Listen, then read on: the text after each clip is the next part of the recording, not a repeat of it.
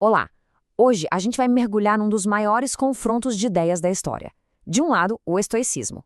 Do outro, a fé cristã que estava nascendo. Duas visões de mundo gigantes que simplesmente moldaram o Império Romano. E é super importante a gente entender uma coisa: o cristianismo não apareceu do nada, num lugar vazio. Pelo contrário, ele chegou num verdadeiro caldeirão de ideias, sabe? E filosofias como o estoicismo não eram só papo de acadêmico, não. Eram guias práticos, um manual de como viver a vida. Para a gente entender bem essa história, nosso roteiro vai ser o seguinte. Primeiro, o mundo do apóstolo Paulo. Depois, a gente mergulha na busca estoica pela virtude, vê o que era a nova criação em Cristo, compara essas duas visões de mundo e, por fim, entende a estratégia genial de Paulo no meio disso tudo. Ok, vamos lá então. O mundo onde o cristianismo deu seus primeiros passos era o que a gente chama de helenístico. Pensa numa mistura bem complexa de cultura grega, romana e judaica, tudo junto. E nesse cenário, a filosofia não era luxo, era tipo uma ferramenta essencial para lidar com os desafios da vida. E é aí que entra a figura de Paulo. A formação dele é a peça-chave de tudo. Ele cresceu em Tarso, uma cidade que, olha, fervilhava de filósofos e escolas. Então ele navegava por esses três mundos com uma facilidade incrível. E essa bagagem toda não só o preparou para entender o que estava rolando, mas para bater de frente com as ideias mais poderosas da época. Bom, agora vamos focar na primeira grande corrente de pensamento que Paulo encontrou pela frente. Afinal, no que os estoicos realmente acreditavam? Qual era deles? Então, o estoicismo, que foi fundado lá por Zenão, tinha uma proposta central: viver uma vida virtuosa, em harmonia com a natureza. Para eles, essa natureza era regida pelo que chamavam de logos. Pensa no logos como uma razão divina, uma inteligência universal que está em tudo, organizando o cosmos. A grande meta, então, era se alinhar com essa ordem universal. Ou seja, o foco era total no autodesenvolvimento. Os estoicos queriam se livrar das paixões que tiravam a paz, sabe? Coisas como raiva, medo, ansiedade. O objetivo era alcançar aquela famosa tranquilidade interior, uma paz de espírito que nada pudesse abalar. E essa citação aqui, ela resume perfeitamente a solução estoica para o caos do dia a dia. Quando se fala em apatia, não é ser indiferente, não ter sentimentos, não. É sobre um desapego emocional daquilo que a gente não controla. É aquela ideia: se o mundo lá fora é uma tempestade, a sua mente, a sua alma tem que ser o olho do furacão, o seu porto seguro. A visão de mundo deles era totalmente cíclica. Para eles, Deus não era um ser pessoal, lá no céu.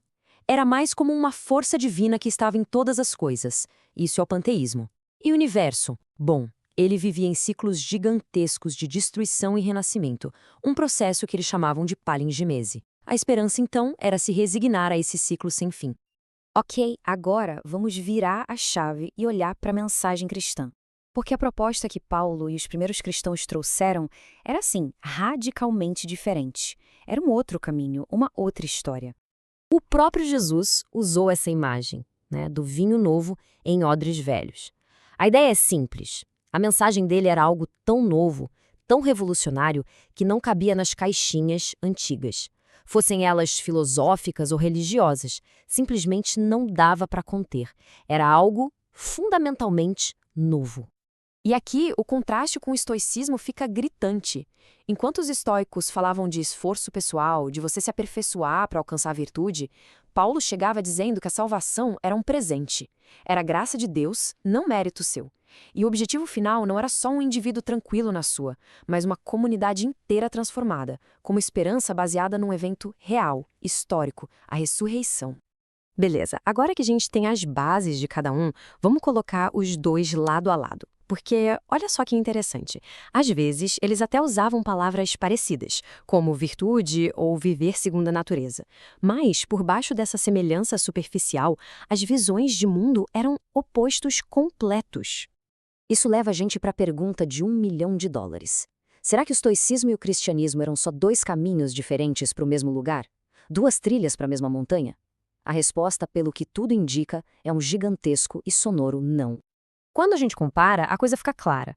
De um lado, no estoicismo, a gente tem o quê? Um Deus impessoal, uma salvação que depende do seu esforço e uma esperança que é, no fundo, se conformar com o ciclo infinito. Já no cristianismo, o contraste é total. Um Deus pessoal, uma salvação que é um presente da graça e uma esperança real baseada num evento histórico. O estoico se fortalece para aguentar o mundo, o cristão se une em comunidade para transformar o mundo. Eram sem chance de dúvida sistemas que não se misturavam. E essa citação do C. Kevin Rowe aqui, nossa, ela acerta em cheiro. Não eram sistemas que podiam andar de mãos dadas, eram tradições profundamente rivais. Cada uma contava uma história totalmente diferente sobre tudo. Sobre Deus, sobre o universo, sobre o que significa ser humano. Então, a grande questão é, como Paulo se virou nesse cenário? Ele não fechou os olhos para a filosofia, mas também não a engoliu por inteiro. A estratégia dele foi muito, mas muito mais inteligente. Ele subverteu as ideias da época para contar uma história completamente nova. Isso é crucial a gente entender. O objetivo de Paulo não era montar uma barraquinha no mercado de ideias e ser só mais um filósofo vendendo conselhos morais. Não! Ele se via como o portador de uma revelação, de uma verdade que jogava em outra liga, em uma categoria completamente diferente. E a abordagem dele era simplesmente genial. Ele pegava a linguagem que todo mundo entendia, conceitos como logos ou a própria virtude, mas ele fazia uma espécie de recodificação. Ele esvaziava o significado antigo e preenchia com um conteúdo totalmente novo, com Cristo no centro de tudo. E essa passagem aqui de Coríntios resume a missão dele com perfeição. A meta não era fazer um acordo de paz entre o evangelho e a filosofia. Era muito mais ambicioso. Era pegar todo e qualquer pensamento humano e colocá-lo a serviço da mensagem de Cristo. Era reinterpretar a realidade inteira.